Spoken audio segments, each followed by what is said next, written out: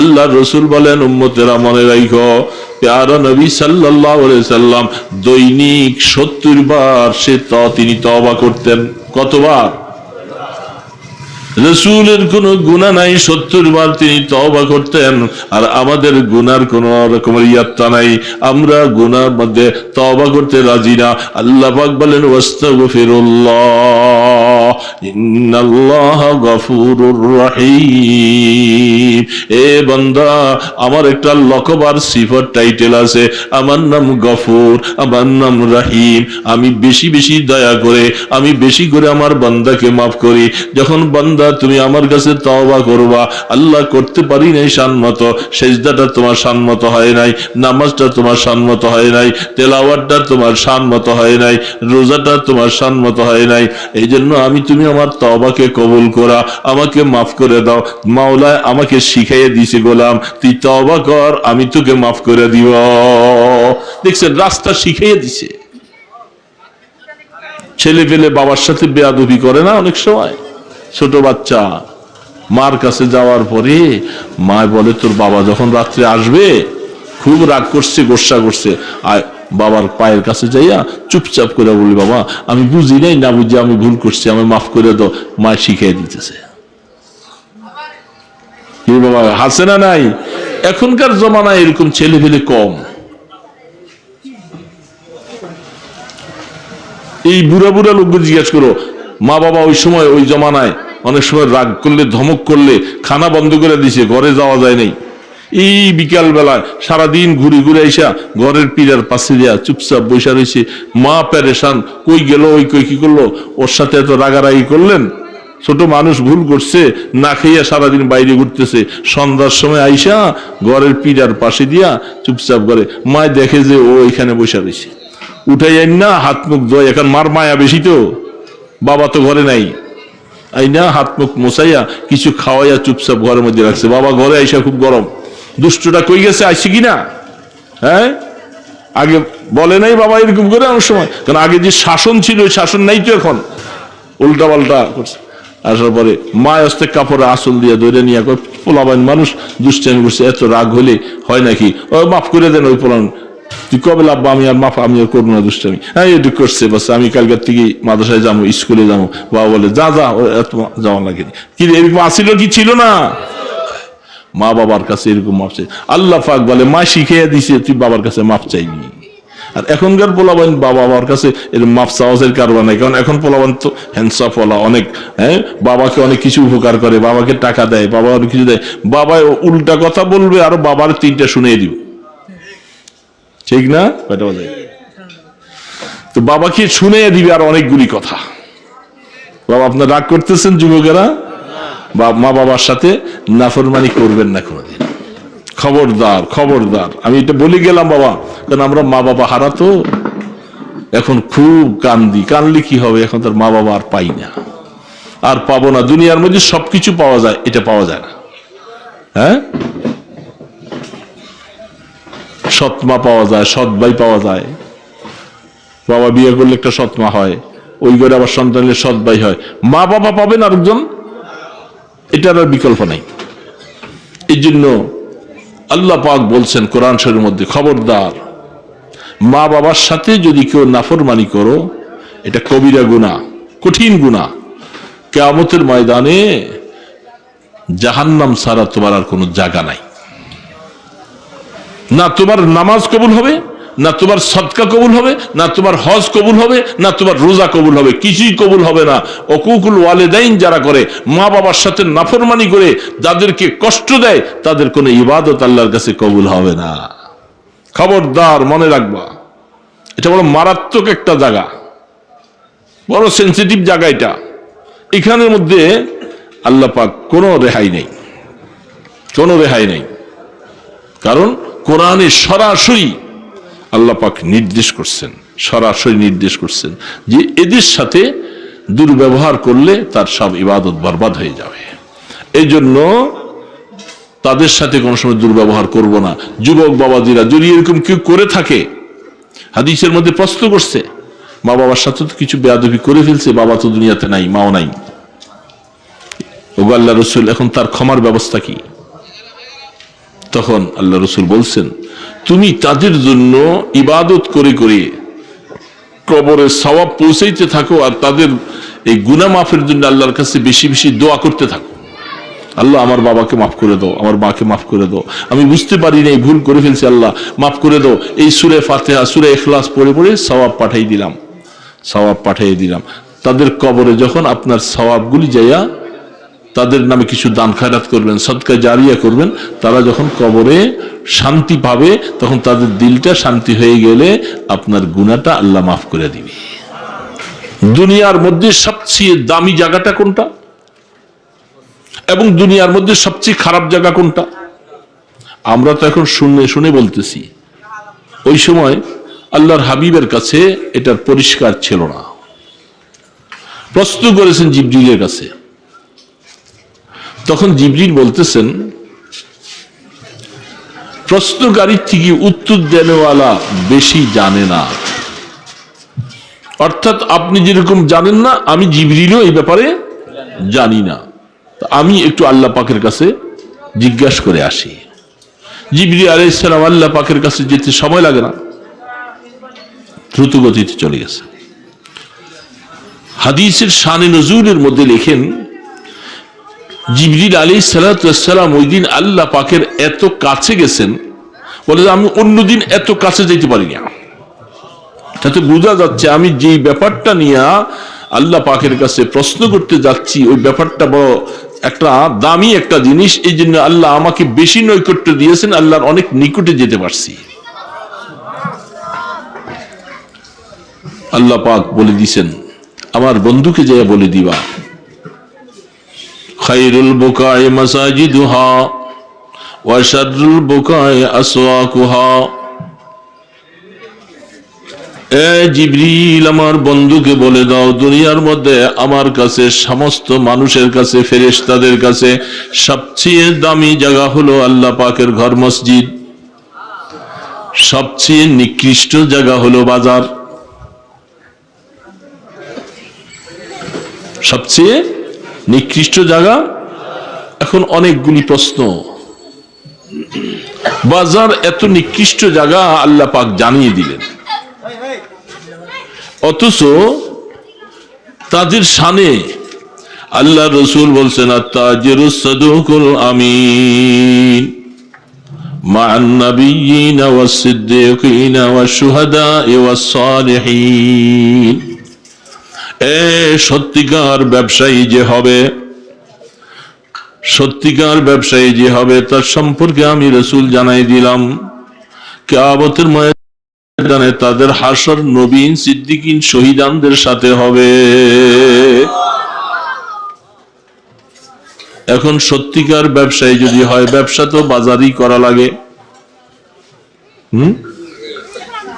তো বাজার এত নিকৃষ্ট হলে, এখন আমি বাজারের মধ্যে আসলাম, আবার তাদের শানে আল্লাহ রসুল কি দামি কথা বলছেন, নবীন সিদ্দিকের সাথে তাদের হাসর হবে যদি সত্যিকার ব্যবসায়ী হতে পারে।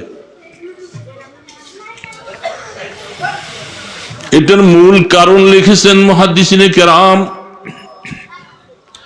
বাজারের মধ্যে ম্যাক্সিমাম বেশি বেশি মিথ্যা কথা হয়, গীবত শিকায়েত হয়, মাপে কম দেওয়া হয়, নিবার সময় বেশি নেওয়া হয়, দিবার সময় কম দেওয়া হয়, ব্যবসার মধ্যে ধোঁকাবাজির ব্যবসা হয়, উপরে একরকম নিচে আরেক রকম। এই জন্য বাজারটার ম্যাক্সিমাম কাজ কারবারগুলি বেশি বেশি ধোঁকা, প্রতারণা, মিথ্যা এবং যাবতীয় খারাপের সাথে সম্পৃক্ত। ইমানদারকে সাবধান করে দেওয়া হয়েছে, ইমানদার, বাজার তোমার জীবনে একটা জায়গা, সবচেয়ে নিকৃষ্টতম একটা জায়গা। যদি এই জায়গাটার মধ্যে থাইকা যদি তুমি ভালো কাজ করতে পারো, যেই নির্দেশ আমি আল্লাহ পাক করলাম ওই অনুযায়ী যদি তুমি কাজ করতে পারো, তাহলে তোমার ব্যবসাটা লাভবান হবে, তোমার হায়াতটা দামি হবে, কিয়ামতের ময়দানে তোমার হাসরটা সিদ্দিকীদের সাথে হবে। সাবধান করে দেওয়া হয়েছে, সাবধান। ব্যবসার মধ্যে মিথ্যা বেশি। কিছু কিছু ব্যবসায়ীরা বলে মিথ্যা না বললে ব্যবসা হয় না। কিছু কিছু ব্যবসায়ী বলে কি বলে না? এই বাজারে এখানে কি ব্যবসায়ী আছেন কিছু ভাইরা? দেখি কারা কাছে কয়জন আছেন একটু হাত তোলেন তো।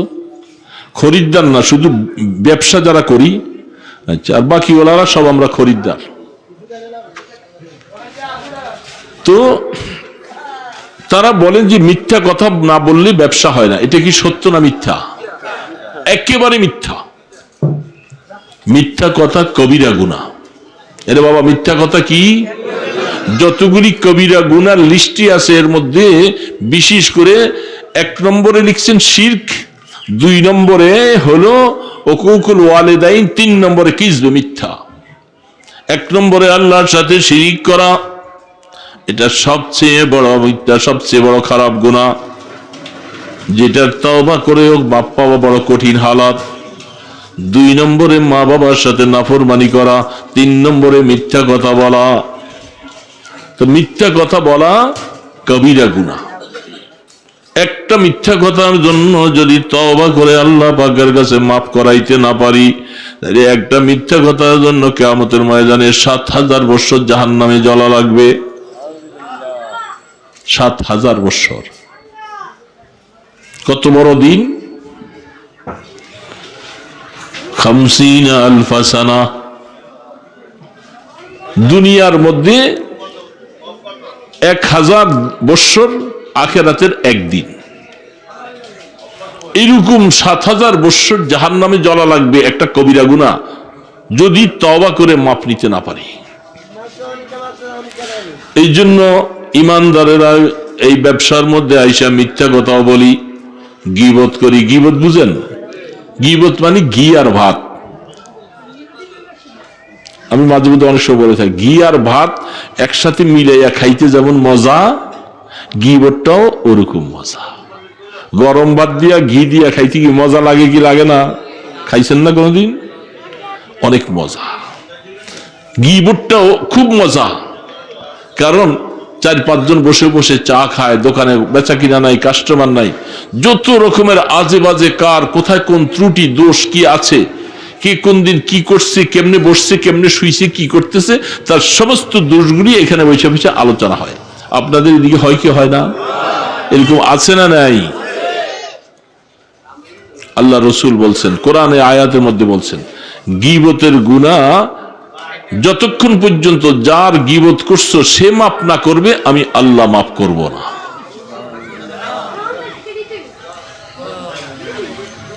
যেই লোকটাকে তুমি এখানে বসে বসে তার বদনামি করেছো, সে সামনে নাই। এই লোকগুলার মধ্যে কেউ কেউ চিন্তা করে, কেউ লোকটাকে ভালো মনে করেছিলাম, ভালো মনে করেছিলাম, এত খারাপ মানুষ, তার প্রতি তার একটা নজর খারাপ করে দিলেন। এখন রাস্তাঘাটে দেখলে তাকে সালামও দেয় না, তার সাথে বসতে চায় না, কারণ ওই দিন শুনছি না আমাকে বলছে না যে সে খুব খারাপ মানুষ, আসলে সেই খারাপ না। তখন এই লোকটার ইজ্জত নষ্ট করলেন না আপনি। এই জন্য আল্লাহ পাক বলছেন, কিয়ামতের ময়দানে যখন হিসাব হবে, অনেক হিসাব হবে। গতকাল 3 দিন আগে বৃহস্পতিবার একটা বুখারী খতমের মধ্যে ছিলাম, শেষ সবক। কালকেও এক জায়গায় এক মাদ্রাসায় খতমে বুখারী শেষ সবক। এই বুখারী শরীফের শেষ সবকের মধ্যেও আসছেন অনেক কথা। দাওরার ছাত্রদেরকে, এখনকার সময় আমাদের দেশে আলহামদুলিল্লাহ বহু দাওরা মাদ্রাসায় বুখারী শরীফের খতম হয় না? এটা আল্লাহ পাকের মেহেরবানি, বাংলাদেশের জন্য একটা রহমত। তো সেখানের মধ্যে আছেন আল্লাহ পাক কিয়ামতের ময়দানে ওয়া নাযাউল মাওয়াজিনাল কিসতা লিয়াউমিল কিয়ামা, কিয়ামতের ময়দানে আল্লাহ পাক ইনসাফের সাথে ওজন করবেন। সামান্য চুল পরিমাণ কোন রকমের বেশকম হবে না, আমার আল্লাহ পাক পুরো ইনসাফের সাথে করবেন। সেদিন এই সমস্ত গুনাহগুলি সামনে আসবে। কে কার গীবত করেছে? একদিন দয়াল নবী, রহমতের নবী, তিনি বলতেছিলেন, এ সাহাবারা, কিয়ামতের ময়দানে আমার কোন উম্মতটা সবচেয়ে বেশি ক্ষতিগ্রস্ত হবে বলো? সাহাবায়ে কেরাম বলেন, আল্লাহু ওয়া রাসূলু আলাম।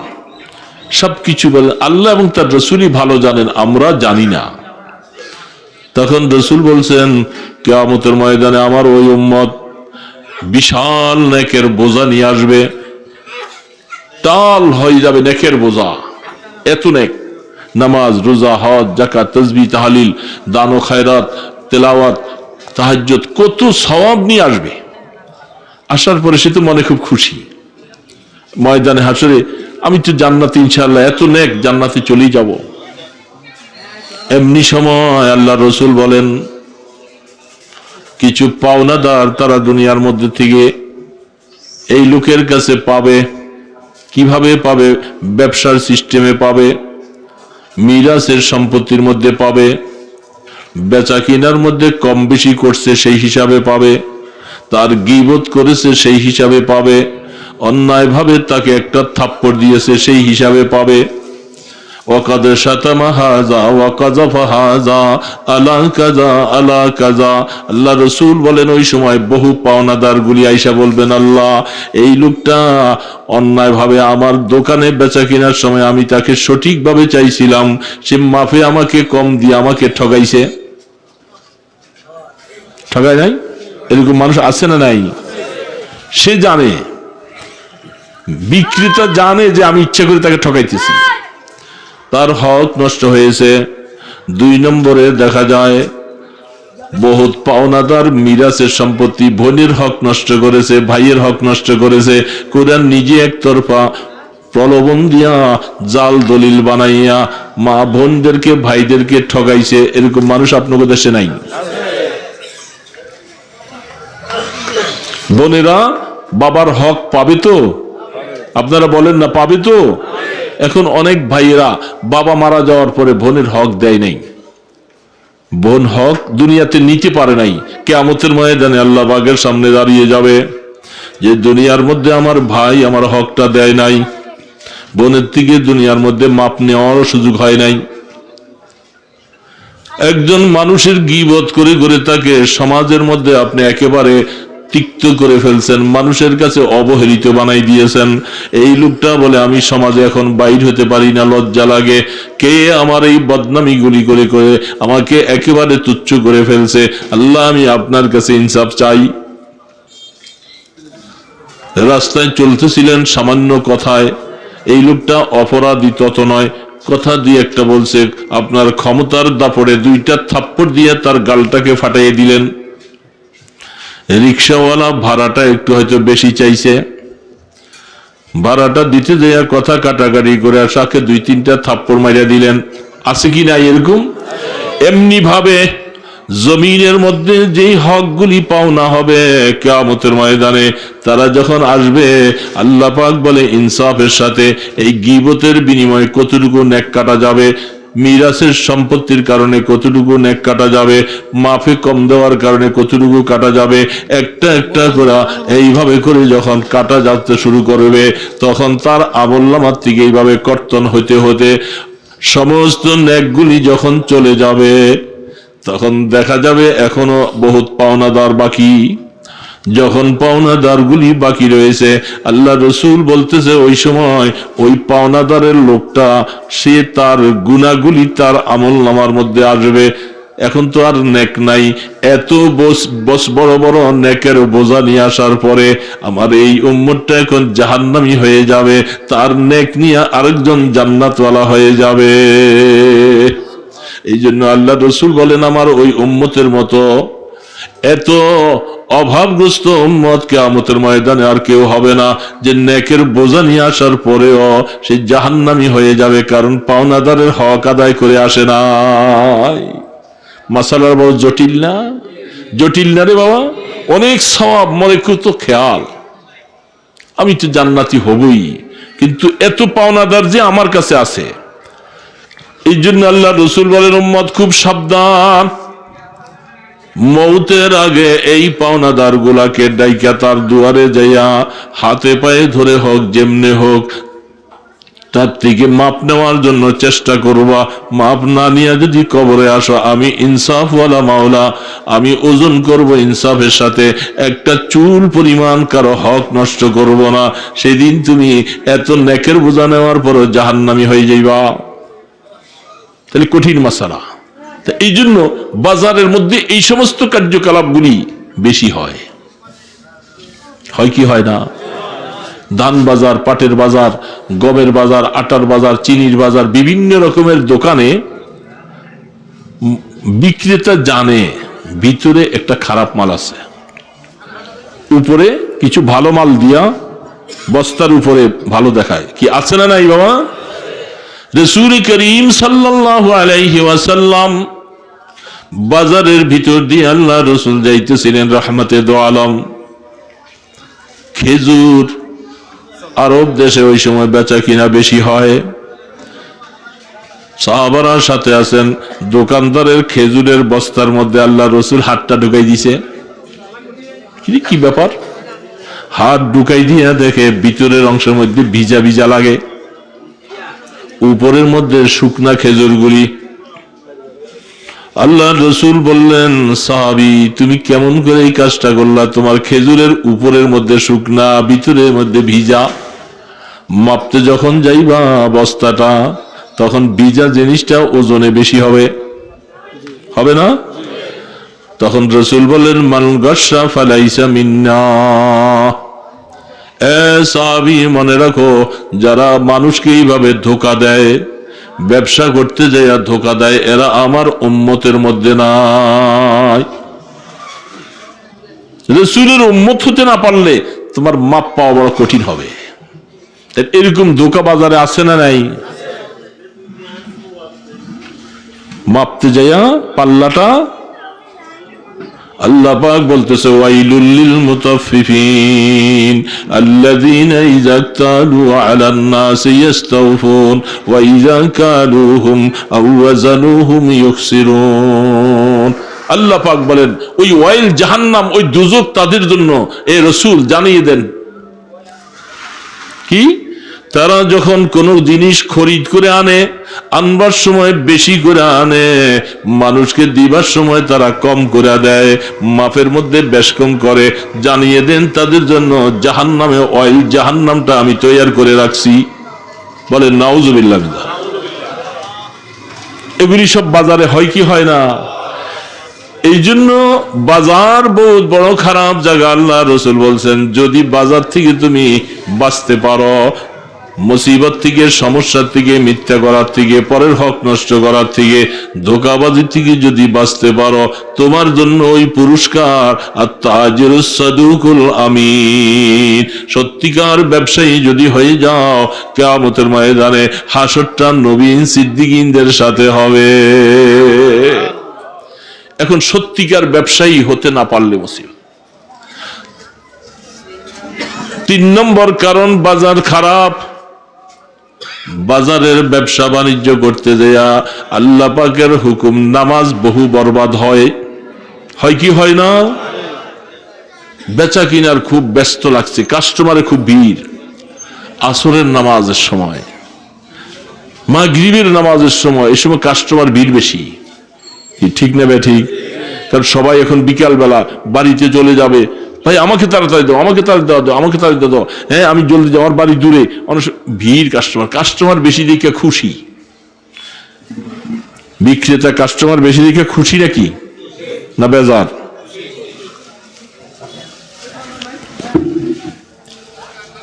আমার কথাগুলো অসুবিধা হইতেছে বাবা?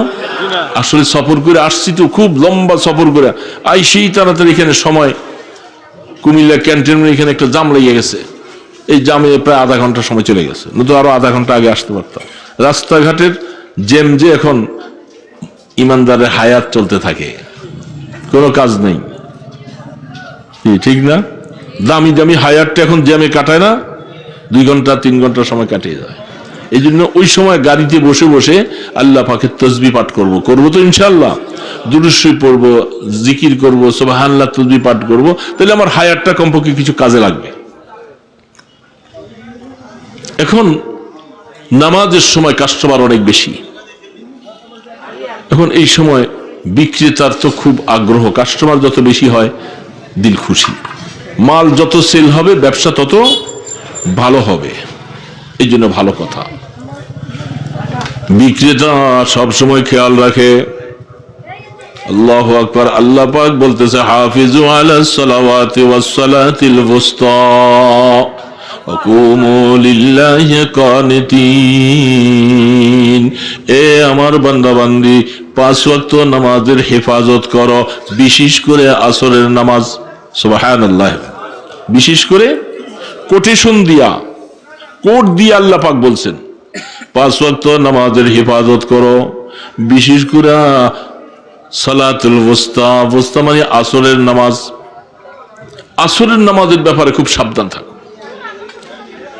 এমনকি আল্লাহ রসুল বলছেন, যেই উম্মতের আসরের নামাজটা নষ্ট হয়ে যাবে, তার আল্লাহ পাক নারাজ হয়ে তার যেন সে সম্পদ আর টাকা পয়সা আওলাদ পর্যন্ত যেন সব ধ্বংস হয়ে গেল, কারণ সে আসরের নামাজকে ধ্বংস করেছে। অথচ আসরের সময় কাস্টমার বেশি, ঠিক না? এই কাস্টমারদেরকে একটু বিদায় করে নেই, আসরটা সময় আসো তো, আর একটু পরে যাও, আর একটু পরে করতে করতে যাইয়া, ওযু করতে গিয়া এমন সময় নামাজের নিয়ত বানছে, তখন ইমাম মুয়াজ্জিন সাহেব আজান দেয়। এই নামাজ হবে? 2 ওয়াক্ত নামাজকে একসাথে করে ফেলছে। 2 ওয়াক্ত নামাজ কিসের মহব্বতে? বলেন কিসের মহব্বতে?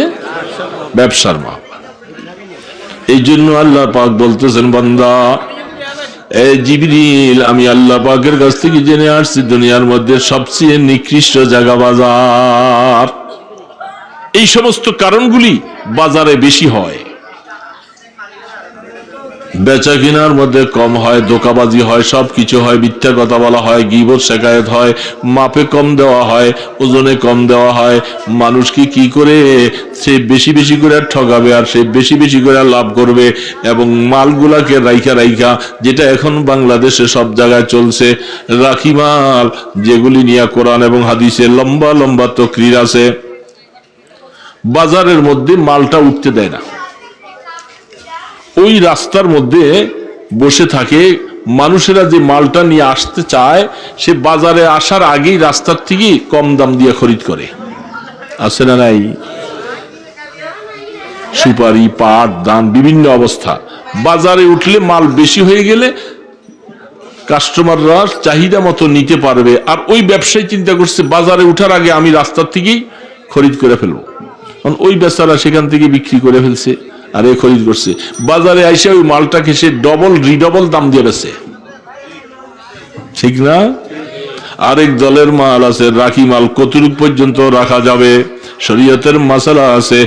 ইউসুফ আলাইহিস সালাতু ওয়াস সালাম, সূরা ইউসুফ খুললে দেখবেন ইউসুফ আলাইহিস সালাতু ওয়াস সালাম ওই জমানায় কতটুকু মাল কিভাবে তিনি সংরক্ষণ করেছিলেন।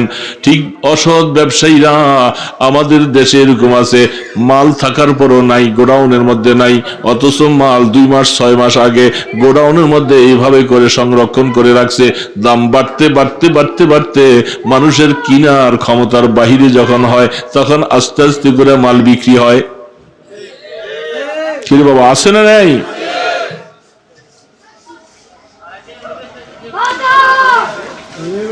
বায়ু সেলা সারা বেচা কিনার মশালাগুলি তালাশ করে দেখবেন। তারপরে বাজারের মধ্যে সুদি কাজ কারবার বেশি চলে। আছে না? সুদ আছে নাকি আপনাদের? সুদ তো নাই এখন, এখন আছে ইন্টারেস্ট আছে। কি শব্দটা পাল্টে গেছে না? ইন্টারেস্ট চলতেছে, এত টাকার এত টাকা ইন্টারেস্ট।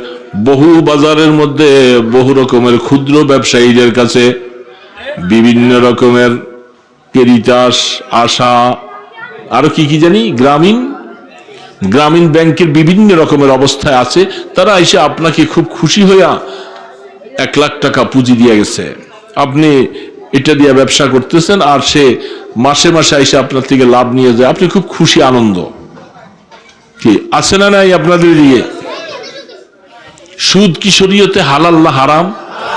একজন যদি এই সময় চুপ থাকেন তার গুনাহ হবে। হালাল না হারাম? সুদ হারাম, সুদ হারাম। কোরআনে আয়াতের মধ্যে বারবার বলছেন, আহাল্লাল্লাহুল বাইয়া ওয়া হাররামার রিবা। আল্লাহ পাক বলছে, আমার বান্দা বান্দে শুনে নাও, ওগো রাসূল আপনার উম্মতকে আপনি জানিয়ে দেন, যারা সুদি কাজ কারবার করে তারা যেন আমি আল্লাহর সাথে লড়াই করার জন্য তৈয়ার হয়ে যায়। কার সাথে? কার সাথে? পারবে তো? হ্যাঁ, আল্লাহর সাথে লড়াই করার জন্য আল্লাহ পাক বলেন ফাজান লিল হারবে, তাদেরকে জানিয়ে দেন আমি আল্লাহ তাদের সৈন্য লড়াই করব। যেহেতু সুদি কাজ কারবার করতেছে, তারা সমাজটাকে বরবাদ করে দিতেছে। এবং আল্লাহ রসুল হাদিস শরীফের মধ্যে বলছে সুদের কাজ কারবারের মধ্যে সবচেয়ে ছোট গুনাহ, সবচেয়ে ছোট গুনাহ আইয়ানকে হাররাজুল উম্মাহু, আপন মায়ের সাথে জিনা করা। নাউজুবিল্লাহ, এটা হলো সুদের সবচেয়ে ছোট গুনাহ। 1 টাকার সুদের গুনাহ আপন মায়ের সাথে 70 বার জিনা গুনার গুনাহ। সারা উম্মত যেখানে যাবেন, যেদিকে তাকাবেন, সবখানে সুদ সুদ সুদ সুদ। সুদের দ্বারা বাড়ি গাড়ি সবকিছু হইতেছে, হয় কি হয় না? আপনাদের বাংলা বাজারের মানুষ না, আমি আমার শহরের নারায়ণগঞ্জের কথা বলতেছি। আপনারা তো এলাকার মানুষ, নোয়াখালী মানুষ খুব ভালো মানুষ, আপনারা সুদের কাজ কারবার করেন না। এই বাজারে সম্ভবত সুদের কারবার নাই, কি বলেন? ঠিক না? আছে? আপনারাই আপনাদের কথা বললে আমি কি বলবো? সুদের মধ্যে এই হালাত। এই জন্য আল্লাহ রসুল কি বলছিলেন? খায়রুল বুকায়ে মাসাজিদুহা ওয়া শাররুল বুকায়ে আসওয়াকুহা। ওই যে ওই কথাটা, সবচেয়ে দামি জায়গা মসজিদ, সবচেয়ে খারাপ জায়গা বাজার। বুঝে আসছে এবার বাজার খারাপ কেন? হাকিমুল উম্মত আশরাফ আলী থানভী রাহমাতুল্লাহ আলাইহি, নাম শুনছেন ওনার? এই লোকটার নাম শুনছেন? শুনে নাই অনেকে? কি ব্যাপার, নোয়াখালী মানুষ থানভী রহমতুল্লাহ নাম শুনেন নাই? এই সমস্ত বুজুর্গদের নামটা না শুনলে তো আমি তাহলে কি মুসলমান হইলাম? যারা এই দ্বীনের জন্য, যাদের জীবনটাকে এইভাবে করে বিসর্জন দিয়ে গেছেন, যারা উম্মতের জন্য কত কিছু 1100 মাসালা বানাই দিয়ে গেছেন। 1100 মাসালা, বেচা কিনা, নামাজ রোজা ইত্যাদি সবকিছু দিয়ে হাকিমুল উম্মত থানভী রাহমাতুল্লাহ আলাইহি, তার জীবনী পড়লে তো আকল হয়রান হয়ে যাওয়ার কথা। তো তিনি লিখছেন এক কিতাবের, দিল্লি, ভারতবর্ষ দিল্লিতে ব্যবসায়ী, ঘি ব্যবসায়ী ওই জমানায়, তিনি বলেন বাজারের মধ্যে ঘি ব্যবসায়ী আছে কয়েকজন। আপনাদের এই বাজারে আছে না? আছে তো? ওই ঘি ব্যবসায়ী, ঘিয়ের মধ্যে 1 নম্বর 2 নম্বর 3 নম্বর এরকম নম্বর আছে না নাই? তখন ওই ব্যবসায়ী তিনি ঘিয়ের বেচা কিনা করে। এর মধ্যে মুসলমান ব্যবসায়ী আছে, হিন্দু ব্যবসায়ী আছে, 2 ধরনের ব্যবসায়ী আছে। তো একজন হিন্দু ব্যবসায়ী, অনেক বড় ব্যবসায়ী, ঘি ব্যবসা করে। তো মুসলমান একজন ব্যবসায়ী যাইয়া তার থেকে 40 মণ ঘি ওই জমানায় ব্যবসার জন্য তিনি দাম দস্তুর করছে, সবকিছু করছে। টাকা পয়সা দেয় নাই, দিবে, দাম দস্তুর চুকাইছে সবকিছু করার পরে হঠাৎ করে জোহরের নামাজের আজান হলো মসজিদে। কোন নামাজ শোনা যায়? তো শোনা যায়, জোহরের নামাজের। এখন ওই ব্যবসায়ী মুসলমান, তিনি চিন্তা করতেছেন আমি এখন এখানে এই টাকা পয়সা আদান প্রদান করব এবং মালগুলি বুঝে নিব ইত্যাদি, এগুলো অনেক সময় লাগবে। হঠাৎ করে বলতেছে ব্যবসায়ী ভাই, দাম দস্তুর করছিলাম, টাকা পয়সা দিও, যেহেতু আজান হয়ে গেছে আমি আপনার সাথে বেচা কিনাটা উড্ডু করে নিলাম, আমি আবার নামাজ পড়তে হবে আমাকে, যেহেতু নামাজটা আদায় করার পরে শান্তিতে বেচা কিনা করব, আপনার মনে চাইলে আপনি বিক্রি করে ফেলেন, অসুবিধা নাই, আমি চলে গেলাম। তিনি চলে গেছে। যাওয়ার পরে উনি নামাজ পড়ছে, নামাজ পড়ে আস্তে ধীরে আসছে, আইসা দেখে ওই হিন্দু ব্যবসায়ী তিনি বসে আছে। আসার পরে বলে ভাই, আমি আরো পার্টি আসছিল অনেকে, আমি তাদেরকে মালটা দেই নাই, আমি বসে আছি। কেন? আপনার মধ্যে আমি যে একটা আমানতদারি দেখলাম, আপনি আপনার ধর্মকে এত সুন্দরভাবে পালন করতেছেন, এই জন্য আমি চিন্তা করলাম যে আসলে আপনার সাথেই ব্যবসা করলে ভালো হবে। এই জন্য আমি এই 40 মণ ঘি আপনাকে দিতেছি। তিনি আইসা দেখলেন যে আসলে বাস্তবে সেই লোকটা বলে, কারণ যে তার শরীয়তকে, সে তার নামাজকে এত বড় গুরুত্ব প্রাধান্য দিয়েছে, সেই লোকটা আসলে একজন ভালো মানুষ হবে। এই জন্য তার সাথে বেচা কিনা করলাম। তো থানবী রহমতুল্লাহ আলী বলতেছে, দেখুন, যদি কেউ সত্যিকার আল্লাহর দ্বীনকে পালন করার জন্য, নামাজকে ঠিক রাখার জন্য, আল্লাহর হুকুম পালন করার জন্য কাজ করতে যায়, আল্লাহ পাক দুনিয়াকে তার অধীনস্থ বানিয়ে দেয়। অমুসলমানরাও তখন তার ভক্ত হয়ে যায়, ভালো হয়ে যায়, ইত্যাদি হয়ে যায়। তো বলতেছিলাম, নামাজের সময় আসলে আপনার কাস্টমার বেশি দেখলেন, লাভ বেশি হবে, আসরের নামাজ শেষ করে দিলেন। আপনি চিন্তা করলে রাসূল বলছেন তোমার ব্যবসাটা আস্তে আস্তে করে লসের দিকে চলে যাবে, এমনকি তুমি যেন তোমার সব সম্পদকে যেন নষ্ট করে দিলা। কারণ আসরের নামাজ যার ধ্বংস হলো, আল্লাহ রাসূল বলছে তার জন্য সব ধ্বংস হয়ে যায়। আসরের নামাজ আমাদের বেশি বেশি ধ্বংস হয়। এই ব্যবসায়ী ভাইয়া, আমরা কি এইভাবে নামাজগুলাকে যথাযথ হেফাজত করব ব্যবসায় বরকত হওয়ার জন্য? আর ব্যবসায় বরকত হোক বা না হোক, আমার নামাজ তো এটা আল্লাহ পাকের হুকুম, আমাকে আদায় করা লাগবে। এবং বিশেষ করে বাজারের মধ্যে কাস্টমারও আছে অনেক।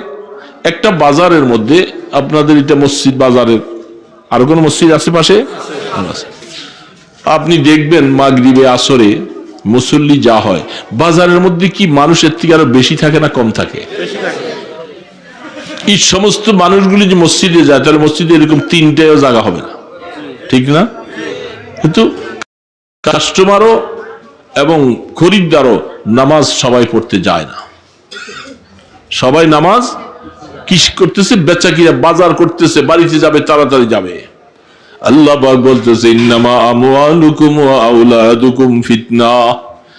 এ আমার বান্দা বান্দি, মনে রাখো, দুনিয়া তোমাদের কাছে মাল আর ধন সম্পদ, এগুলি তোমাকে আমি পরীক্ষার জন্য দিয়েছি। এটাই বিশাল এক পরীক্ষা। মালের মহব্বতে পড়ে তুমি আমাকে ভুলে গেলা, আমাকে সেজদা দিতে পারলা না, তোমার আখিরাত তুমি বরবাদ করে দিচ্ছ।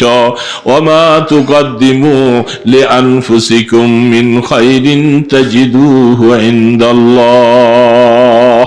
আল্লাহ পাক বলতেছে, এ বান্দা, মনে রাখো, একবার সুবহানাল্লাহ পড়েছো, মাপটা ভালো মতো দিয়েছো, কাস্টমারের সাথে ভালো ব্যবহার করলা, মাপে তাকে কম দাও নাই, এবং রাস্তায় চলতেছো, কারো গীবত শিকায়ত করো নাই। এক কথায় যত ভালো কাজগুলি তুমি করলা, মনে রাখো খোদার বান্দা, আমি কোরআনের মাধ্যমে তোমাকে জানাই দিলাম, এটার সওয়াবগুলি তুমি তো পাঠাইছো তোমার শান মতো, আমি এটাকে কবুল করলাম আমার শান মতো। আল্লাহ পাক তার শান মতো কবুল করবেন। আমরা অযোগ্য মানুষ, আমাদের অযোগ্যতা হারে আমি সেজদা দিলাম, অযোগ্যতার হিসাবে আমি মাওলার নামটা নিলাম। আল্লাহ পাক বলে, আমি আমার মাওলার শান অনুযায়ী তোমার জন্য পুরস্কার দিব, তোমার সওয়াবটা দিব। কারণ আমি না অনেক বড় রাজাদিরাজ রহমানুর রাহিম, আমার ভান্ডারের মধ্যে কমি নেই। আর তুমি সাধারণ বান্দা হিসাবে তুমি আদায় করেছো, যেইভাবে সেজদাটা দিয়েছো তুমি তোমার শান মতো, তাসবিহ পাঠ করেছো তোমার শান মতো, সব কাজগুলি তোমার শানমতো করছো, আর পুরস্কার দিব আমি আল্লাহ আমার শানমতো। ওয়ামা তুকাদ্দিমু লিআনফুসিকুম মিন খাইরিন তাজিদুহু ইনদাল্লাহ হুয়া খায়রুন ওয়া আযম আজরা। আল্লাহ বলতেছেন, আমি এত উত্তম জানেওয়ালা, তোমার সেজদার অবস্থা দেখলে তুমি সওয়াব একটাও পাও না।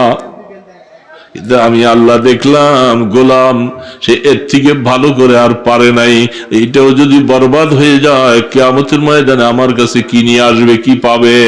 হুয়া খায়রুন ওয়া আযম আজরা।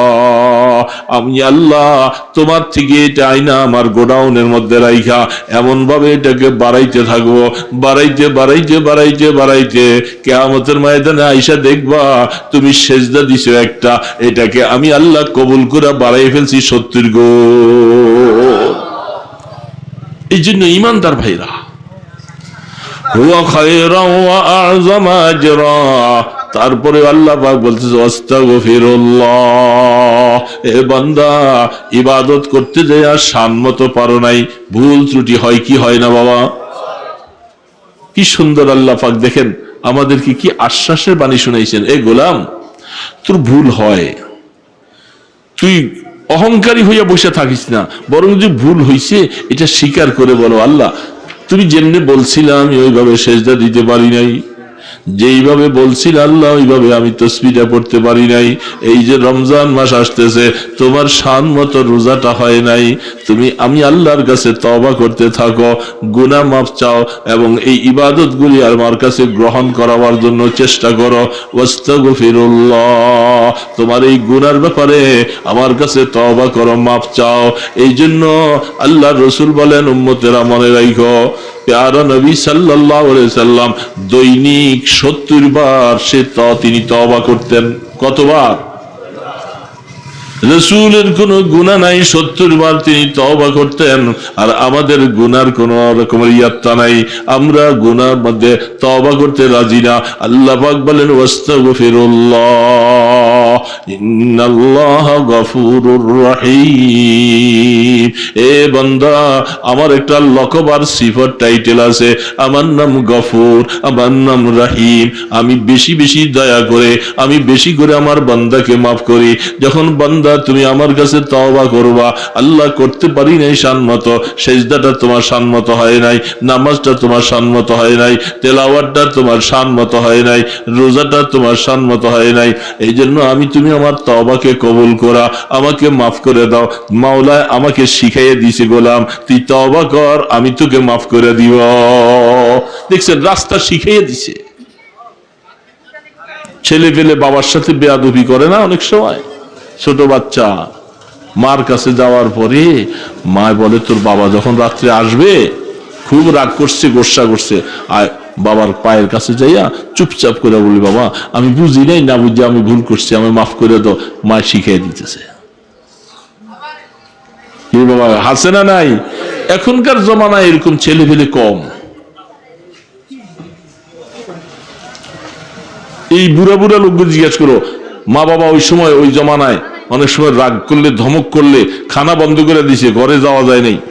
এই বিকাল বেলায় সারাদিন ঘুরে ঘুরে আইসা ঘরের পীড়ার পাশে দিয়া চুপচাপ বসে রয়েছে, মা পেরেশান, কই গেল, ওই কই কি করলো, ওর সাথে এত রাগারাগি করলেন, ছোট মানুষ ভুল করছে, না খাইয়া সারাদিন বাইরে ঘুরতেছে, সন্ধ্যার সময় আইসা ঘরের পীড়ার পাশে দিয়া চুপচাপ করে মায় দেখে যে ও এখানে বসে রয়েছে, উঠাই আইন না হাত মুখ ধোয়, এখন মার মায়া বেশি তো, বাবা তো ঘরে নাই, আইনা হাত মুখ মোছাইয়া কিছু খাওয়াইয়া চুপচাপ ঘরের মধ্যে রাখছে। বাবা ঘরে আইসা খুব গরম, দুষ্টটা কই গেছে, আসছে কিনা?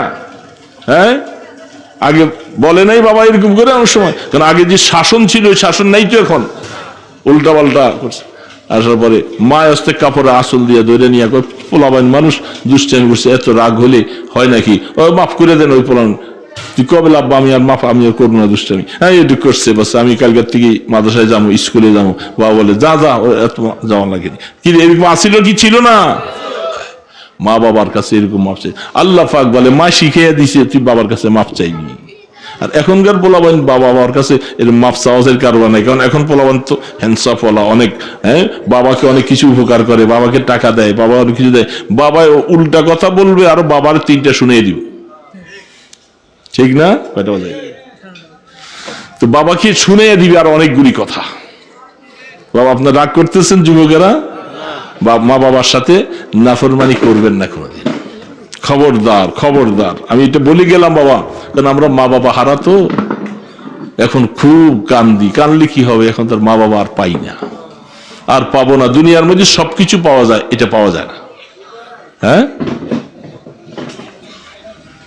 সৎ মা পাওয়া যায়, সৎ ভাই পাওয়া যায়, বাবা বিয়ে করলে একটা সৎ মা হয়, ওই ঘরে আবার সন্তানের সৎ ভাই হয়, মা বাবা পাবেন আরেকজন, এটার আর বিকল্প নাই। এই জন্য আল্লাহ পাক বলছেন কোরআন শরীফের মধ্যে, খবরদার মা বাবার সাথে যদি কেউ নাফরমানি করো, এটা কবিরা গুনাহ, কঠিন গুনাহ। কিয়ামতের ময়দানে জাহান্নাম ছাড়া তোমার আর কোনো জায়গা নাই, না তোমার নামাজ কবুল হবে, না তোমার সদকা কবুল হবে, না তোমার হজ কবুল হবে, না তোমার রোজা কবুল হবে, কিছুই কবুল হবে না। উকুকুল ওয়ালিদাইন যারা করে, মা বাবার সাথে নাফরমানি করে, যাদেরকে কষ্ট দেয়, তাদের কোনো ইবাদত আল্লাহর কাছে কবুল হবে না। খবরদার, মনে রাখবা, এটা বড় মারাত্মক একটা জায়গা, বড় সেন্সিটিভ জায়গা এটা। এখানের মধ্যে আল্লাহ পাক কোনো রেহাই নেই, কোনো রেহাই নেই। কারণ কোরআনে সরাসরি আল্লাহ পাক নির্দেশ করছেন, সরাসরি নির্দেশ করছেন যে এদের সাথে দুর্ব্যবহার করলে তার সব ইবাদত বরবাদ হয়ে যাবে। এই জন্য তাদের সাথে কোনো সময় দুর্ব্যবহার করব না। যুবক বাবাজিরা যদি এরকম কেউ করে থাকে, হাদিসের মধ্যে প্রশ্ন করছে, মা বাবার সাথে তো কিছু বেয়াদবি করে ফেলছে, বাবা তো দুনিয়াতে নাই, মাও নাই, ওগো আল্লাহ রসুল, এখন তার ক্ষমার ব্যবস্থা কি?